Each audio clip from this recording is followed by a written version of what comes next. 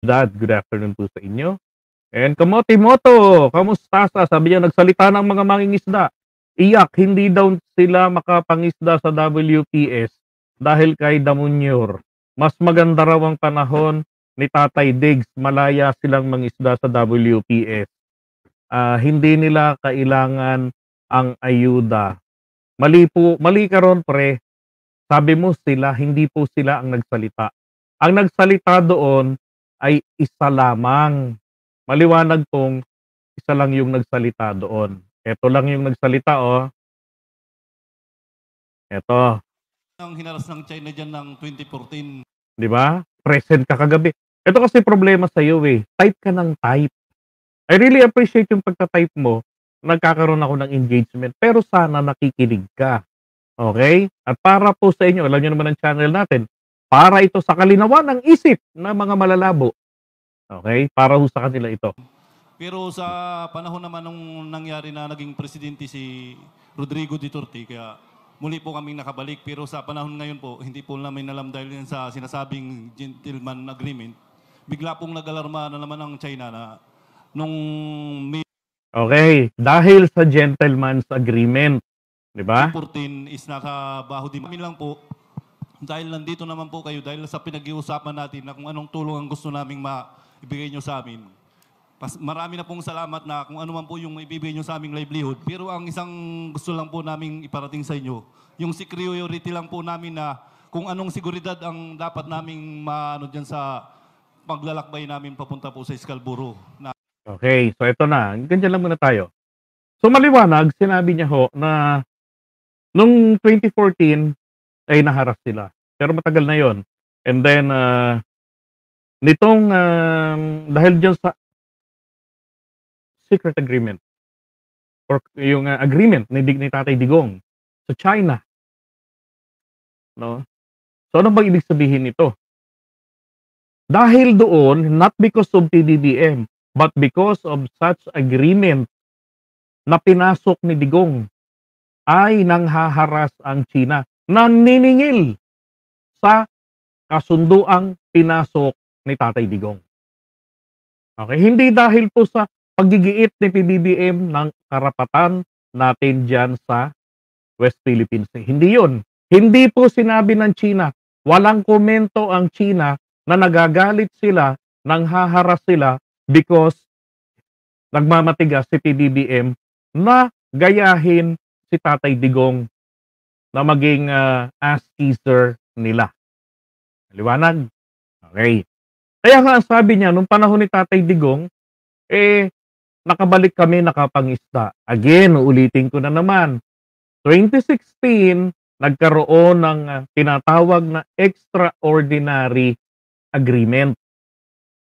What makes it extraordinary?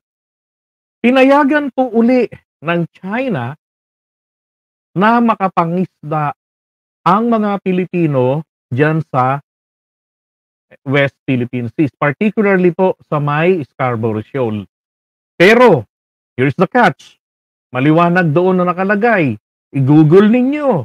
Ang nakalagay doon ay extraordinary. Ang doon ay bawal ang ating bawal pumunta yung ating mga state forces. Bawal ang Coast Guard, bawal ang Navy, bawal ang mga opisyalis ng ating pamahalaan sa madaling salita. Bakit? Para hindi makita kung anong pinaplano nila o ginagawa nila ron. Sino lang ang pinayagang makapangisda at hanggang saan? Mga Filipino fishermen. Saan sila pwedeng mangisda? Surrounding Scarborough Shoal. Ang gusto po ng mga mangingisda natin, makapasok sila ng malaya sa loob. Pero ang ginagawa po ng China, maski noon pa, panahon pa ni Pinoy, tayo binabanggit nitong lalaki, and I was there. Putol to, video to. I was there.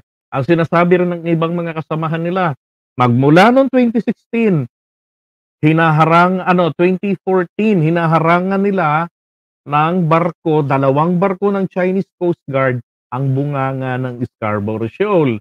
Dahil ang Scarborough Shoal po, kung saan ang pasukan po nila, doon din po ang labasan. Okay? Ganun ho sila. Oh. Kaya ang China, madali silang harangin. Kung nasaan ka papasok, haharangan ka na nila. Kaya nga ang sinasabi po ng inyong abang lingkod, nawa ay makarating sa ating kongreso, sa LGU, bigyan niyo po ang mga mangingisda natin ng, bangka na may propeller sa likuran para kahit meron itong dahil ngayong panahon ni PBBM, mas gumaang ang buhay nila kung tutuusin. Nakaka-penetrate sila. Hindi ba nung pumunta doon yung mga mangingisda yung Chinese Coast Guard, saan sila napuntahan? Sa loob po ng Scarborough Shoal, nangunguha sila ng mga kabibe. 'Di ba? Ng mga lamang dagat. O, nung nag-low tide. Anong ginawa ng Chinese Coast Guard? Ipinabalik sa kanila. Okay? So, yun pong nandoon na nahuli sila, maliwanag, nakakapasok ngayon ang mga Pilipino. Kahit naghaharang ng floating barrier. Floating barrier lang ang hinaharang. Panahon ni Pinoy, hinarangan nila yung bunganga. Panahon ni dating Pangulong Duterte, sinasabi rin ng mga mangingisda, hindi sila makapasok doon kasi nga may nakaharang na 2 barko sa bunganga ng Scarborough Shoal. Okay? Ang sinasabi po nitong nakaitim, sa gedli-gedli lang sila. Oh. 'Di ba? Sa gedli-gedli lang sila. Nakakapangisda, surrounding areas. Ano ba yung nire-request nila rito? 2 bagay po diyan sa consultation. Unang-una, dahil nga nagbantaan China na sa 15 ng June, manghuhuli sila ng mga trespassers na tinatawag nila. Pero nung banatan ni PBBM, ang kautosang ito ng China, panoorin nyo sa vlog ni Dante Maravilla. Diba? Lumambot daw ang China. Ibig sabihin, napahiya na naman sila after they learned na hindi po luubra yung kanilang pananakot. Diba? The Wolf Warrior technique or tactic nila. Ngayon, ito naman pong isa, anong sinasabi nito? So, ito po si Kuya, alam niya ang gentleman's agreement. Okay? O yung secret agreement na yan. Na siya po ang sanhi ng panggigipit dyan sa kanila. Kasi nga, pinangle-leverage ng China sa ating gobyerno na sumuko tayo sa kanila. Kilalanin natin yung kanilang dominion, which is the 10-dash line. Oh. Diba? Gaya ng sinabi, ngayong June 15, manghuhuli sila. Paano naman po kaming talagang laging dyan po nangingisda sa Baho di Masinloc? Yun lang naman po ang gusto namin iparating sa inyo na kung ano ang maibibigay na seguridad para sa aming mga mangingisda. Tinatanong ko po ito. Okay. Ito naman yung isa. Ba kayo kay Roque na may gentleman's agreement? Sa aking palagay po ay base sa sarili ko Sa po, experience niyo po? maaring pwede, pero wala po kaming pinangahawakan. No, hindi. Ano yung tinatanong sa kanya dito? Layo nga ng sagot niya eh. Ay yung gentleman's agreement. Ano ba ang na-experience nila? Kasi rito sa naunang video ay napag-uusapan dyan yung epekto. At yun na pong fisherman na nakaitim ang nagsabi na nang dahil doon sa gentleman's agreement na kung saan nga ay hindi kinikilala ng ating gobyerno ang pinasok ni Digong nakataksilan sa bayan, kaya po sila hinaharap. 'Di ba? Naniniwala ho ba kayo sa mga bali-balita na meron ho talagang nangyaring gentleman's agreement?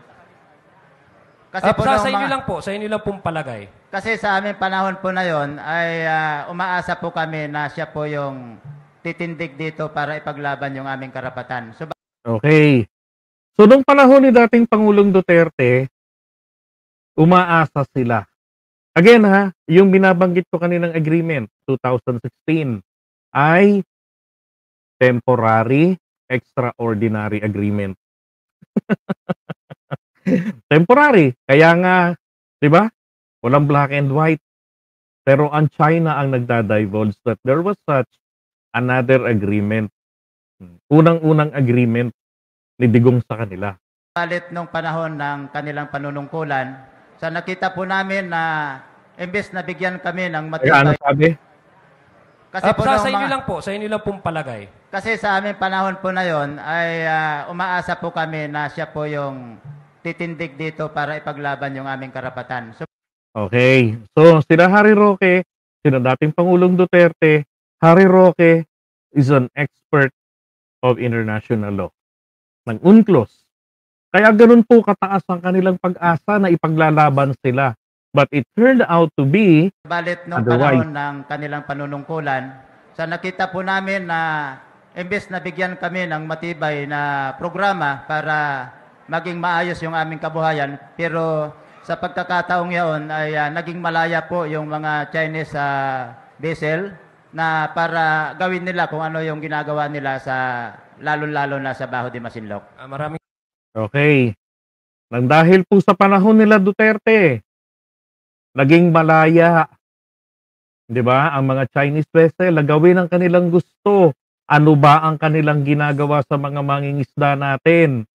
Panahon po ni Tatay Digong, ang ginawa ng mga inchik diyan, kinukuha ang kanilang mga huli na mamahalin, nagkakahalaga ng 10,000, pero ano ang ipinapalit? Magi-expire na ng mga noodles at saka alak. Ang tawag doon ay nakikipag-barter daw ang mga Pilipinong mangingisda. 'Di ba? Tapos ang gobyerno noon, nako, aligaga pa sila na ito ay ipabalita. Okay? Kaya nga nung panahon nila, ang tagal. Alam niyo ba kung kailan lang nabalita sa mainstream media na nawa-water cannon din ang resupply mission natin? November 2021. November 6 yata yun or 5 yung pangyayari na yon. Pero 2021 pa ang petsa. Anong petsa yun? 2016 pa sila naupo.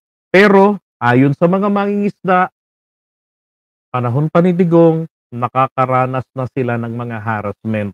News blackout lang po ang meron. Bakit? Unang-una, ang Coast Guard hindi makapunta dyan. Balik tayong Scarborough Shoal, hindi makapunta because of the agreement na temporary extraordinary agreement. Alright? So, maliwanag, kamote mo to, mainam yung nakikinig para hindi nagmumukhang kamote. Okay? Gano'n, palit noodles na expire na kapalit ng magandang isang huli ng mga fisherman, di ba? Nagkataon nandun tayo nung consultation na yan Yung congressman, nakausap nila, nandun ako banda sa likod. Okay, nung si Adjong.